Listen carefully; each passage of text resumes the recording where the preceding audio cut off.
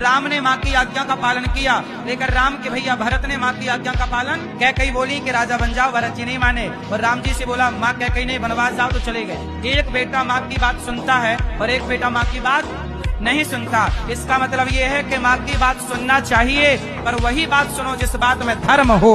जिस बात में धर्म ना हो वो बात माँ की भी भरत जी ने नहीं सुनी। जिस बात में धर्म ना हो वो बात बाप की भी नहीं सुननी चाहिए। प्रहलाद जी ने बाप की बात नहीं सुनी। हिरण्यकश्यप, जिस बात में धर्म ना हो वो बात बाप की हो, माँ की हो या गुरु की हो।